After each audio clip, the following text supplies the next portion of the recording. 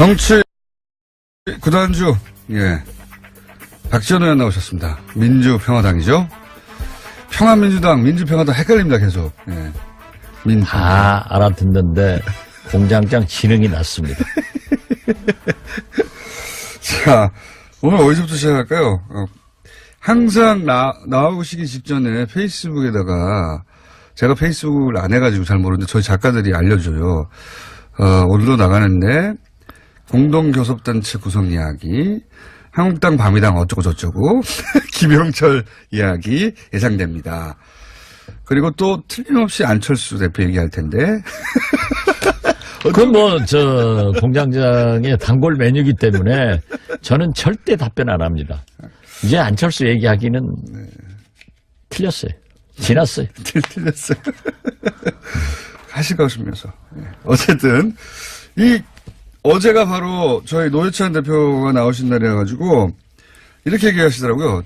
정중하게 검토해보겠다. 거기는 이제 의사결정 구조가 의원들만 결정하면 되는 게 아니니까 쉽지가 않은 거죠. 그쪽도. 그렇죠. 예. 네. 쉽지가 않은 건데, 민주평화당에서 먼저 나온 얘기지 않습니까? 일부 의원들을 통해서. 그죠? 어떤 이야기가 오갔어요? 저는 구체적으로 잘 몰랐고, 네. 정동영 의원이 저한테 찾아와서 그러한 얘기를 했습니다. 그래서 저는 좀 심각하게 생각해보자. 그때 우리가 창당 바로 했는데, 우리가 왜 창당을 했느냐? 정체성과 가치관 때문에 했는데, 만약 정의당과 우리가 정치성이 맞는가? 우리는 있는 부분도 있겠죠. 예. 우리는 중도 개혁이고, 거기는 진보다. 그리고 우리의 가치관은 목표는 대중정당이기 때문에 집권에 있고, 정의당은 굉장히 가치관, 이념을 중시하는 정당인데. 거기도 집권에 있습니다, 목표는. 집권 얘기는 하지만은, 우리 민주평화당이나 정의당이나 집권하려면 요원하죠. 예. 그래서 여러 가지 얘기를 했는데, 이제 결론적으로 보면은 우리 당 의원들은 원내 교섭단체가 아니니까 굉장히 국회 그렇죠. 의정 활동하는데 서러움을 받아요. 원내 교섭단체가 되는 것이 왜 중요한지 일반인들에게 좀 설명해 주십시오, 간단하게. 잘 모르거든요, 국회의원 안 해보면. 첫째는 모든 의사 일정의 결정은 원내 대표 간에 합의가 돼야 됩니다. 그러니까요. 그러니까 그 논의의 대상에 못 들어가고. 그래서 국회 운영에 전혀 참여의 길이 없는 거예요. 그러니까 모르는 채 일정이 끌려다녀야 되는 그렇죠. 거죠. 모르는 채 전혀. 그리고 또 상임위 본위로 국회가 운영되는데 상임위에서 원내 교섭단체 대표들만 간사로 참여한단 말이에요. 네. 그러니까 17개 상임위에서 전혀 상임위 할 때도 관계가 안 돼요. 그러니까 주제도 정할 수 없고 일정도 정할 수 없고. 맨 처음에 정의당과 우리 민주평화당의 공동교섭단체 구성할 때 그렇게 하면은 국고보조가 연 51억이 더 나옵니다. 만약에 그런 교섭단체가 되면. 그렇기 때문에 지금 각 정당의 재정이 아주 어려우니까 우리가 국고보조도 받을 수 있고 그렇게 국회 운영도 할 수 있다. 운영도 참여할 수 있다. 그래서 제가 한 얘기는 그거예요. 우리가 당당해야지. 과거 정치가 아니다. 국민들이 국민의 혈세 51억을 같은 당도 아니고 다른 당이 공동교섭단체를 만들어가지고 더 받는다고 하면은 얼마나 많은 비난이 따라오겠느냐. 응원도 있을 수 있습니다. 그리고 정반대로 중앙선관위에 문의를 해보자. 그게 당장에 문의를 해보니까 공동교섭단체를 구성하더라도 전례가 없지 않습니까? 정당이 다르면은 국고보조가 안 나와요. 그러니까 조금 사실상 좀 주춤했던 건데. 그런 이유도 있군요. 지금 제가 어제 김영철 방남 북한 사람들 한국 온 것에 대해서 현안 질의를 했어요. 그런데 한 3시간 전에 합의를 해가지고 장병원 원내대표가 우리 당에서는 한 사람이니까 나갈 사람 없으니까 좀 해달라. 그래서 평소 실력으로 나간 거예요. 저는 대북 실력이 있잖아요. 그렇지만은 전문가시죠. 예. 야, 어제 저녁 이렇게 뉴스를 보니까 어떤 방송국은 전부 두 사람, 네 사람 하는데 우리는 빼더라고요. 그리고 예, 맞습니다. 이 한국당 예. 여기는 세 사람 하는데 세 사람 멘트를 쓰더라고요. 그래서 야, 아직도 저런 편집을 하는구나 했는데 그러한 것에 굉장히 서름을 받아요. 그렇죠. 맞습니다. 그렇기 때문에 언론도 예. 언론도 기본적으로 교섭단체가 아니면 일정도 조절 못하죠. 주제도 조절 못하고 그냥 부르면 가고 그리고 뭘 이야기할지는 가서 알게 되는 비교섭단체에 대해서는 보도도 잘 안 해요. 안 하죠. 예. 예. 그렇기 때문에 그러한 것을 해결하는 의정활동을 하기 위해서는 그런 필요성이 있습니다. 그런 필요성이 그렇지만 있죠. 아직도 예. 우리가 과연 정체성과 가치관을 무시한 채 해야 되는가. 이렇게 되니까 우리 당에서 결과적으로 박지원이만 반대하는 것으로 돼 있어요. 그러니까 지금 대표님은 그 전반적인 분위기는 필요가 있다는데 대표님은 야 이건 좀 고민해 봐야 된다. 유보적인 스탠스이십니다. 그리고 정치인데 예. 이러한 것을 하기 위해서는 첫째 예. 대국민 설득이 필요합니다. 예. 그리고 그렇죠. 오늘 아침에 이런 질문도 해주신 게 우리가 설득하는데 평가를 할 거예요. 예. 듣고 이제 그리고 사람들이 평가하죠. 더 중요한 것은 정의당은 방금 말씀하셨지만은 의원들의 생각보다는 전당원 투표를 하거든요. 거기에서 어떤 결과를 나올 거를 모르니까 조금 더 대화를 해보자. 좀 더 고민해보자. 이런 거예요. 같이 고민을 많이 해봐야 되겠죠. 예, 그러나 예. 가장 좋은 것은 문재인 대통령이 좋을 거예요. 민주당이 좋은 거예요. 민주당이 좋나요 이게? 지금 개헌, 예. 선거제도 개편, 적폐청산, 개혁에는 우리가 자동적으로 민주당, 민주평화당, 정의당이 함께 하고 있습니다. 범진보 블럭이라고 불리죠. 그렇죠. 예. 그러는데 최근에 창당된 바미당이 밤이다. 자기들은 부인하면서도 급속도로 예. 한국당 화돼 간단 말이에요. 지금 뭐든지 같이 하는 거예요. 지금 같이 어제 하고 대정부 같이 하고 있나요? 현안 질의도 똑같아요. 그래요? 예. 그러기 때문에 현안 질의 못 봐가지고 제가. 예. 우리가 좀 그런 면에서 근데 이제 선거에서는 절대 연대하지 않는다고 그러잖아요. 절대. 그 절대가 어디 있어요. 그렇게 가고 있는데. 아니, 나 깜짝 놀란 게요. 어제 유시민 대표가 네. 모대학 강연 가서 유시민 대표가 아니고요. 유시민 작가입니다. 참, 자꾸 난 유승민 대표가 유승민. 예, 유승민 예, 유승민. 대표가 모대학 강연에 가서 한국당이 반성하고 거듭나면은 바미당이 있을 이유가 없다. 이렇게 벌써 선언했더라고요. 그러니까 그 그런 길로 말까지? 예. 가는 거예요. 반성하고 거듭나면은 바미당이 존재할 필요가 없다. 반성과 거듭의 기준이 있나요? 그건 자기가 생각하기 다름이죠. 그렇기 때문에 네. 뭐 지방선거 단일화나 모든 이념, 대북 문제들 똑같잖아요. 그리고 어제 질문도 똑같아요.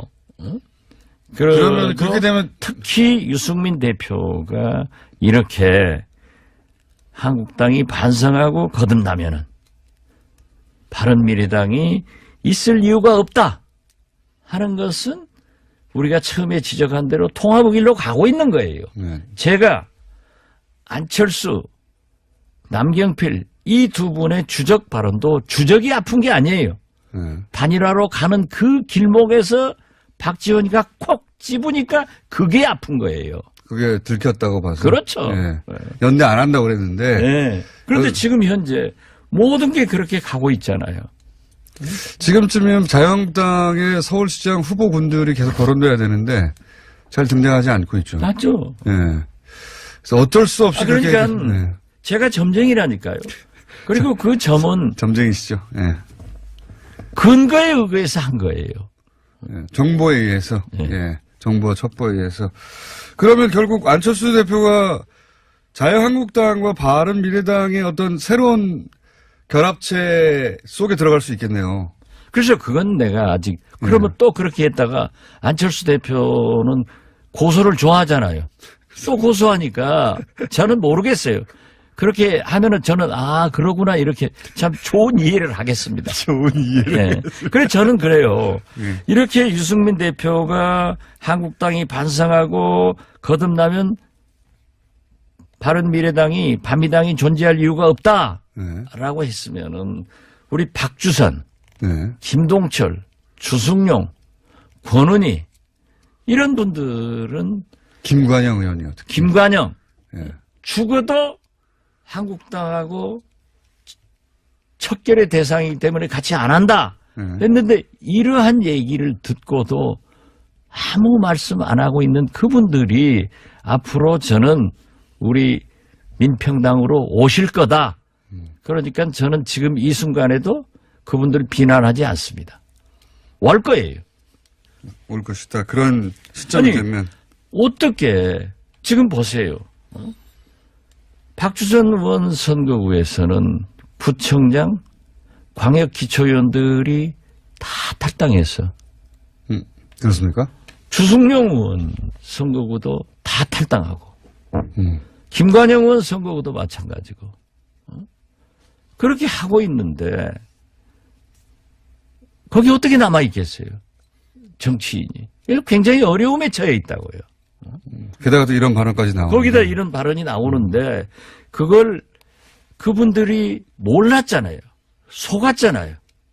그렇기 때문에 이건 잘못이다 하고 지적을 하고 빨리 움직여주면은 자동적으로 우리도 원내교섭단체가 되고 또 그런다고 해서 뭐 정의당하고 함께 안 한다 이게 아니에요. 우리도 좀 심사숙고해서 생각을 해야지. 그래서 제가 얘기를 했어요. 지금 이게 공동 교섭단체가 되면 교섭단체가 된다는 게 합당한다는 건 아니니까. 아니죠. 아니지만 개별 사안에 따라서 아니지만은 과거 이해창 선진당과 문국현 창조한국당이 그런 기형적인 원내 교섭단체를 구성해가지고 결국 두 곳 다 실패를 했단 말이에요. 지금 현재는 아마 우리가 의석이 그래도 많으니까 장병환 원내대표가 하다가 이제 또 6개월 1년 후에는 정의당 원내대표가 하면은 완전히 다릅거든요. 공통점도 있다니까요. 그랬을 때 과연 그것을 어떻게 극복할 수 있는가 이런 것들이 문제가 됩니다. 되긴 되겠죠. 네, 되죠. 그러나 지금 현재는 한국당 바미당의 저 가속화되는 보수화, 국정방해 이런 것을 민주당, 민평당, 정의당이 개혁 세력으로서 적폐청산하고 개혁하는데 새로운 대한민국을 만드는데 남북관계를 개선하는데 합쳐주자. 또 개헌과 선거제도 개편 문제에 대해서도 우리가 공동보조를 하자. 이런 것에는 나는 적극적으로 동조를 합니다. 자, 그 공동교섭단체는 그러면 양쪽 모두 깊이 논의해 보는 것으로. 그렇죠. 그러니까 저만 하더라도 오늘 만약 이 방송을 우리 민주평화당 의원들이 들으면은 특히 조배숙 대표나 장병환 대표 제일 좋아할 것은 아마 정동영 의원이 들으면은 굉장히 좋아할 거예요. 박지원 대표도 마음이 바뀌고 있구나. 처음에는 좀 더 강하게 반대하셨군요. 난 절대 안 된다. 처음에는. 이걸 설득해야 된다. 그리고 어떻게 우리가 국고보조 더 받으려고 그런 짓을 하느냐. 국고보조가 세워서는 아닌 것 같아요, 지금 보니까. 그러면은 바로. 근데 그거는 맞죠. 다행히 오히려 잘 됐어요. 없으니까 더 잘 된 그러니까 거죠. 국민들이 이러한 것을. 필요하냐 아니냐만 지금 현재 따지니까. 이번 평창 올림픽을 치르고도 물론 일부 보수 국민들에서는 절대 우리를 비난하겠지만은 많은 남북 평화를 바라는 국민들, 개헌과 선거제도 개편 이런 것을 바라는 국민들은 오히려 지지를 해줄 수 있으니까 우리가 또 설득도 하고 또 솔직히 말씀드려서 정의당 당원들도 이해를 해서 만약에 우리가 합의를 했는데 정의당 당원들이 당원 투표로 부결시켜 버리면은 우리가 되겠느냐. 그러니까 이런 것들이 네. 굉장히 설득의 기회다. 네. 그래서 아마 정동영 의장 들으면 기분 좋아할 거예요. 저는 굉장히 의미 있는 실험이 될 수 있고 잘만 물론 뭐 공장장이야 본래 좌파니까. 민주평화당에도 저는 굉장히 힘을 받을 수 있는. 아니, 그 힘을 받고 안 받고는 우리가 잘 알고 있으니까. 잘 알고 강요하지 말라니까요. 강요하지 말라니까. 그러면 우리 당으로 들어와요. 김영철 박람을 간단하게 평가해 주시면요. 그리고 가장 중요한 지금 사실 그 김대중 전 대통령이 큰 발자국을 남기셨잖아요. 남북 문제에 있어서. 그리고 나서 노무현 대통령 때 한 번 기회가 있었고, 그 10년간은 뭐 전혀 다 망가진 채였다가, 다시 세 번째 기회가 오고 있는 것 같은데, 김영철 박람 자체는 사실 중요한 거 아닌 것 같아요. 누가 왔든 간에. 그것도 굉장히 중요합니다. 그렇습니까? 왜냐하면은, 네. 지금 어느 정도 와 있다고 보십니까? 평가를 해주시죠. 김영철, 예. 최희, 예. 이런 분들은 미국 정부의 제재 대상도 되지만은 더 큰 유엔 안보리 제재 대상 인물이에요. 그렇죠. 그리고 거의 500명 정도의 박람단이 네. 우리 박람을 했지 않습니까? 예. 그러한 것은 안보리 미국의 제재 대상입니다. 미국이 다 근데 허용해 줬다는 그런데 거니까? 그것을 예. 저는 문재인 대통령 이 정부가 미국을 잘 이해해가지고 협력 속에서 이루어진 거기 때문에 상당히 의미가 있다. 그 자체로. 예. 저는 그렇게 봅니다. 그런데요. 그렇게 말씀하시니까 그러네요. 제가 예. 어제 그 국회 현안 질의에서도 얘기를 했지만은 사실 역대 보수 정권에서 훨씬 남북관계 개선을 위해서 역사적으로 잘했습니다. 제가 노태우 정권 때 북방 외교. 제가 예. 그 실력 없으면 제 말을 들으라니까요. 자꾸 그렇게 하면은 방송이 송영길 나경원 방송돼. 이게 들리는 게 아니라 소음만 나 소음. 이런 방송을 듣고 우리 TBS 애청자들이 네. 박지원이 실력이 있구나. 네, 알겠습니다. 그리고 죄송합니다. 이렇게 됐구나 하지. 왜 이렇게 자꾸 잡음을 넣어. 실력을 뽐내주세요. 자, 보세요. 네.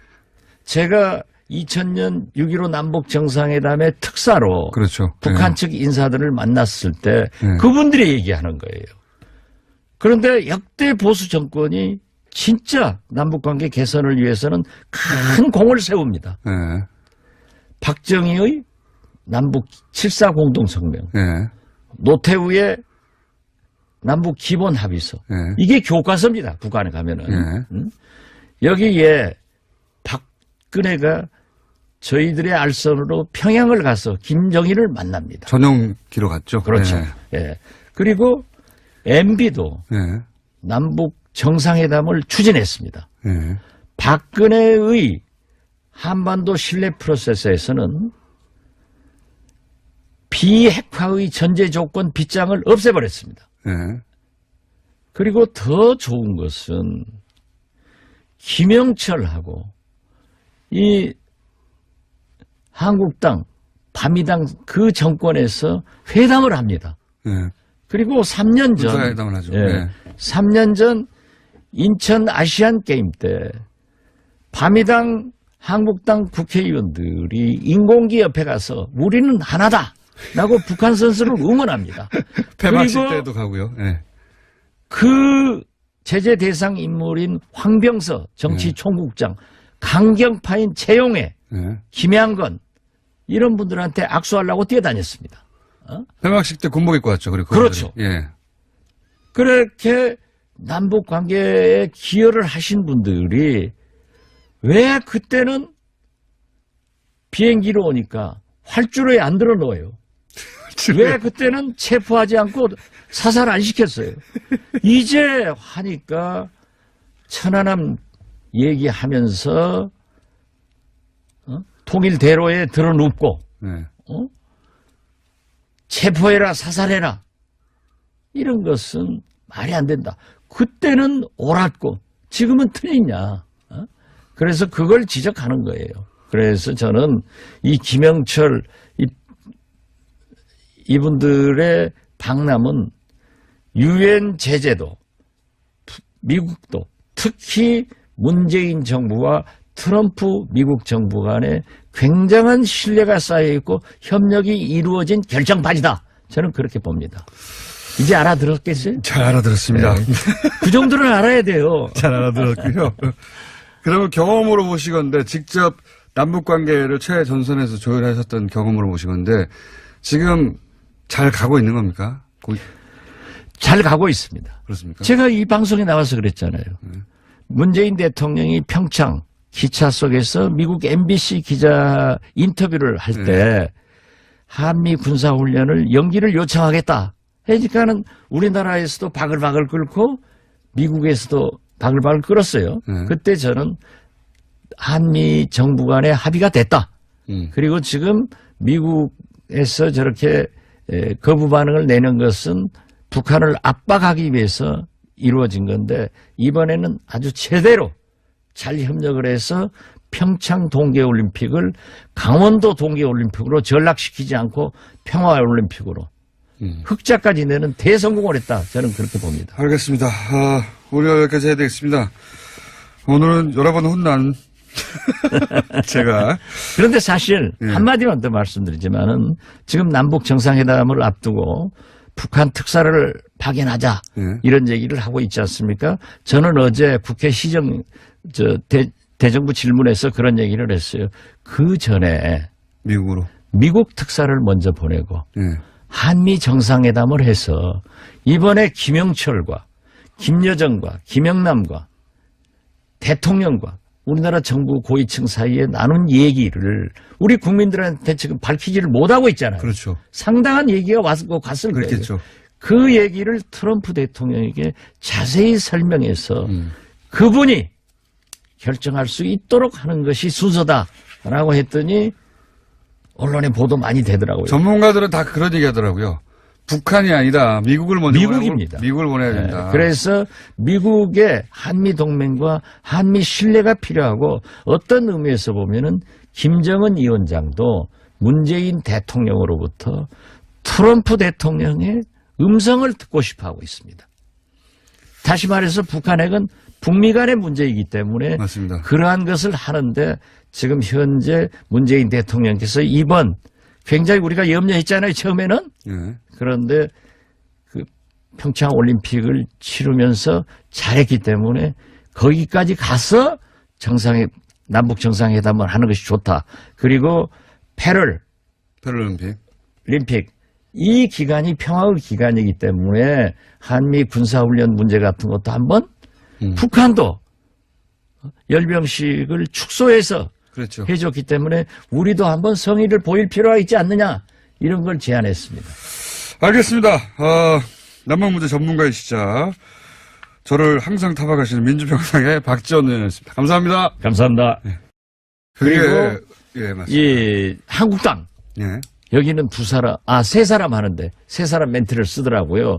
그래서 아직도 저런 편집을 하는구나 했는데 그러한 것에 굉장히 서름을 받아요. 그렇죠. 맞습니다. 그렇기 때문에 언론도 기본적으로 교섭단체가 아니면 일정도 조절 못하죠. 주제도 조절 못하고 그냥 부르면 가고 그리고 뭘 이야기할지는 가서 알게 되는 비교섭단체에 대해서는 보도도 잘 안 해요. 안 하죠. 그렇기 때문에 그러한 것을 해결하는 의정활동을 하기 위해서는 그런 필요성이 있습니다. 그렇지만 있죠. 아직도 우리가 과연 정체성과 가치관을 무시한 채 해야 되는가 이렇게 되니까 우리 당에서 결과적으로 박지원이만 반대하는 것으로 돼 있어요. 그러니까 지금 대표님은 전반적인 분위기는 필요가 있다는데 대표님은 이건 좀 고민해 봐야 된다. 유보적인 스탠스이시군요. 그리고 정치인데 이러한 것을 하기 위해서는 첫째 대국민 설득이 필요합니다. 그리고 그렇죠. 오늘 아침에 이런 질문도 해 주신 게 우리가 설득하는데 평가를 할 거예요. 듣고 이제 그리고 사람들이 평가하겠죠. 더 중요한 것은 정의당은 방금 말씀하셨지만은 의원들의 생각보다는 전당원 투표를 하거든요. 거기에서 어떤 결과를 나올까를 모르니까 조금 더 대화를 해보자. 좀 더 고민해보자. 이런 거예요. 같이 고민을 많이 해봐야 되겠죠. 예, 그러나 가장 좋은 것은 문재인 대통령이 좋을 거예요. 민주당이 우리가 왜 창당을 했느냐. 정체성과 가치관 때문에 했는데 만약 정의당과 우리가 정치성이 맞는가? 우리는 있는 부분도 있겠죠. 우리는 중도 개혁이고 거기는 진보다. 그리고 우리의 가치관은 목표는 대중정당이기 때문에 집권에 있고 정의당은 굉장히 가치관, 이념을 중시하는 정당인데. 거기도 집권에 있습니다. 목표는 좀 집권 얘기는 하지만은 뭐 우리 민주평화당이나 정의당이나 집권하려면 요원하죠. 그래서 여러 가지 얘기를 했는데 이제 결론적으로 보면은 우리 당 의원들은 원내 교섭단체가 아니니까 굉장히 국회 의정 활동하는데 서러움을 받아요. 원내 교섭단체가 되는 것이 왜 중요한지 이 일반인들에게 좀 설명해 주십시오. 간단하게. 뭐 잘 모르거든요. 국회의원 안 해보면. 첫째는 모든 의사 일정의 결정은 원내 대표 간에 합의가 돼야 됩니다. 그러니까요. 그러니까 그 논의의 대상에 못 들어가고. 그래서 국회 운영에 전혀 참여의 길이 없는 거예요. 그러니까 모르는 채 일정이 끌어다녀야 되는 그렇죠. 거죠. 모르는 채 전혀. 그리고 또 상임위 본위로 국회가 운영되는데 상임위에서 원내 교섭단체 대표들만 간사로 참여한단 말이에요. 그러니까 17개 상임위에서 전혀 상임위 할 때도 관계가 안 돼요. 그러니까 뭐 주제도 정할 수 없고 일정도 정할 수 없고. 맨 처음에 정의당과 우리 민주평화당의 공동교섭단체 구성할 때 그렇게 하면은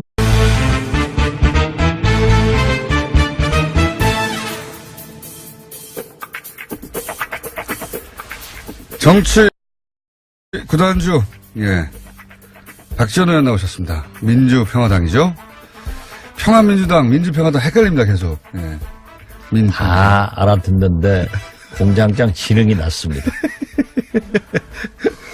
자, 오늘 어디서부터 시작할까요? 항상 나오시기 직전에 페이스북에다가 제가 페이스북을 안 해가지고 잘 모르는데 저희 작가들이 알려줘요. 오늘도 나가는데 공동교섭단체 구성 이야기, 한국당 밤이당 어쩌고 저쩌고 김영철 이야기 예상됩니다. 그리고 또 틀림없이 안철수 대표 얘기할 텐데. 그건 공장장의 단골 메뉴이기 때문에 저는 절대 답변 안 합니다. 이제 안철수 얘기하기는 틀렸어요. 지났어요. 틀렸어요. 하실 것이면서. 어쨌든, 어제가 바로 저희 노회찬 대표가 나오신 날이어가지고, 이렇게 얘기하시더라고요. 정중하게 검토해보겠다. 거기는 이제 의사결정 구조가 의원들만 결정하면 되는 게 아니니까 쉽지가 않은 거죠. 그쪽도. 그렇죠. 쉽지가 않은 건데, 민주평화당에서 먼저 나온 얘기지 않습니까? 일부 의원들을 통해서. 그죠? 어떤 이야기가 오갔어요? 저는 구체적으로 잘 몰랐고, 정동영 의원이 저한테 찾아와서 그러한 얘기를 했습니다. 그래서 저는 좀 심각하게 생각해보자. 그때 우리가 창당 바로 했는데 국고보조가 연 51억이 더 나옵니다. 만약에 그런 교섭단체가 되면. 그렇기 때문에 지금 각 정당의 재정이 아주 어려우니까 우리가 국고보조도 받을 수 있고 그렇게 국회 운영도 할 수 있다. 운영도 참여할 수 있다. 그래서 제가 한 얘기는 그거예요. 우리가 당당해야지. 과거 정치가 아니다. 국민들이 국민의 혈세 51억을 같은 당도 아니고 다른 당이 공동교섭단체를 만들어가지고 더 받는다고 하면은 얼마나 많은 비난이 따라오겠느냐. 응원도 있습니다. 그리고 정반대로 중앙선관위에 문의를 해보자. 그게 당장에 문의를 해보니까 공동교섭단체를 구성하더라도 전례가 없지 않습니까? 정당이 다르면은 국고보조가 안 나와요. 그러니까 조금 사실상 좀 주춤했던 건데. 그렇구나. 그런 이유도 있군요. 지금 예. 뭐 제가 어제 예. 김영철 방남 이 북한 사람들 한국 온 것에 대해서 현안 질의를 했어요. 예. 그런데 한 3시간 전에 합의를 해가지고 장병원 원내대표가 우리 당에서는 한 사람이니까 나갈 사람 없으니까 좀 해달라. 그래서 평소 실력으로 나간 거예요. 저는 대북 실력이 있잖아요. 그렇지만 전문가시죠. 예. 어제 저녁 이렇게 뉴스를 보니까 어떤 방송국은 전부 2사람, 4사람 하는데 우리는 빼더라고요. 좋은 거예요. 미사일 좋나요, 이게? 지금 개헌, 예. 선거제도 개편, 적폐청산, 개혁에는 우리가 자동적으로 민주당, 민주평화당, 정의당이 함께 하고 있습니다. 범진보 블럭이라고 불리죠. 그렇죠. 예. 그러는데 최근에 창당된 바미당이 밤이다. 자기들은 부인하면서도 급속도로 예. 한국당화 돼간단 말이에요. 지금 뭐든지 같이 하는 거예요. 지금 같이 어제 하고 대정부 같이 하고 있나요? 현안 질의도 똑같아요. 그래요? 예. 그러기 때문에 현안 질의 못 봐요, 제가. 예. 우리가 좀 그런 면에서 근데 이제 선거에서는 절대 연대지 않는다고 그러잖아요. 절대. 그 절대가 어디 있어요. 그렇게 가고 있는데. 아니, 나 깜짝 놀란 게요. 어제 유시민 대표가 네. 모대학 강연 가서 유시민 대표가 아니고요. 유시민 작가입니다. 참, 자꾸 난 유승민 대표가 유승민. 유승민 예, 유승민. 대표가 모대학 강연에 가서 한국당이 반성하고 거듭나면은 바미당이 있을 이유가 없다. 이렇게 벌써 선언했더라고요. 그러니까 그 그런 길로 말까지? 예. 가는 거예요. 반성하고 거듭나면은 바미당이 존재할 필요가 없다. 반성과 거듭의 기준이 있나요? 그건 자기가 생각하기 나름이죠. 그렇기 때문에 네. 뭐 지방선거 단일화나 모든 이념, 대북 문제들 똑같잖아요. 그리고 어제 질문도 똑같아요. 그러면 그렇게 되면 특히 유승민 대표가 이렇게 한국당이 반성하고 거듭나면은